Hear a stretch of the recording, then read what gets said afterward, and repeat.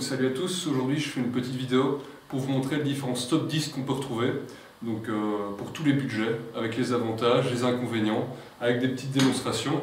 Donc on va d'abord commencer par le moins cher, qui est le plus connu, le plus courant, c'est simplement la pince. Donc l'avantage c'est que c'est pas cher, on peut en trouver pour moins de 5 € la paire. Donc l'avantage très rapide à mettre en place, pas cher. Inconvénient, ça prend beaucoup de place et ça peut s'user, donc ça peut arriver vraiment avec le temps que simplement ça ne sert plus. Donc il y a les pinces au Basic Fit par exemple, faut toujours se méfier, voir si elles stoppent bien les disques, parce qu'avec le temps, des fois ça n'arrête plus le disque. Ça sert de manière satisfaisante quand même les disques, même s'il y a mieux. Donc si vous n'avez pas le budget, c'est intéressant, même si ma foi pour mettre 5-6 € de plus, il y a beaucoup mieux. Ensuite, un petit peu plus cher, on a les bagues.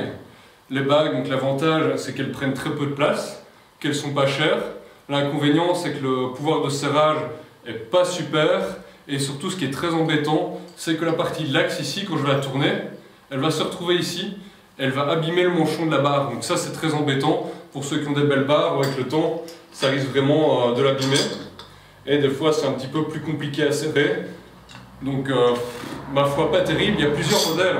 Il y a aussi les modèles comme ça, avec simplement ici la petite tuile qui prend moins de place.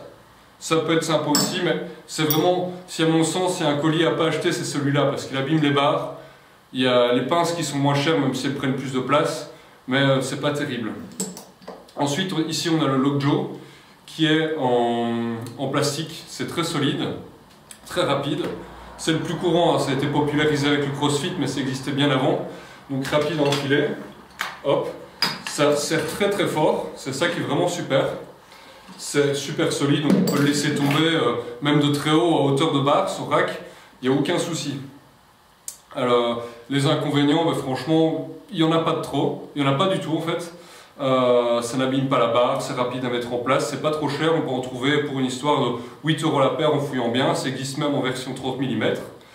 Ça prend, on va dire, pas trop de place. Ensuite, il y a l'autre version qui est un petit peu comme le Lockjaw, mais en aluminium, donc aussi rapide à mettre en place. Cette version-là, je trouve qu'elle sert quand même beaucoup plus les disques, même si le Lockjaw c'est déjà vachement suffisant, sauf si vous voulez faire du curl marteau, mais là je recommande de toute façon à pas en faire sur des haltères de 50. Ça prend un petit peu moins de place sur la barre que les Lockjaw classiques en plastique, mais ce que j'aime moins avec ça, c'est qu'en fait il y a un insert en caoutchouc à l'intérieur qui est collé, et il peut se décoller. Il y a même certains stop disques au Basic Fit en plastique qui simplement ne sont plus utilisés parce qu'ils sont tous abîmés, parce que l'insert en caoutchouc ici qui est collé peut se décoller, tandis qu'ici c'est pas une partie amovible sur le Lockjaw. Donc là, un petit peu plus cher, ça sert un petit peu plus fort, c'est un look vraiment sympa, ça il faut pas se le mentir. Un petit peu plus dur à mettre en place, mais ça peut vachement s'abîmer avec le temps. Ensuite ici, on a un petit peu la dernière catégorie, vraiment les plus chers. Donc ça commence à environ, on va dire, je crois que c'est une quarantaine d'euros pour les vieux modèles, avec des serrages, avec des bagues papillons. Les modèles un petit peu old school, années 80, qu'on fait plus de trop, ici qui se tournent. Donc là, la particularité, c'est que la paire fait toujours 5 kg, donc c'est utilisé en powerlifting ou en haltérophilie. Gros inconvénient, c'est que ça coûte très très cher, que ça prend quand même beaucoup de place sur la barre, mais que vous avez une barre avec un poids exact. Donc là, les colliers, ils font quelques grammes. Ça n'a pas beaucoup d'incidence, mais là vous avez vraiment une barre avec un poids exact, mais ce qui n'a vraiment aucun sens si le reste de votre matos n'est pas calibré. Donc si vous êtes sur une barre de 15 kg, si vous êtes avec des vieux disques en fond premier prix, il n'y a pas vraiment lieu de dépenser des sommes astronomiques comme celui-ci chez ATX qui coûte 135 €, et on peut monter dans les 300 € chez Leica, chez Rock c'est dans les 250 € si je me souviens bien. Donc, mais là, l'avantage par rapport à ces bagues-ci, c'est qu'en fait, c'est pas l'axe qui va bouger, c'est carrément toute la bague à l'intérieur, donc ça n'abîme pas la barre.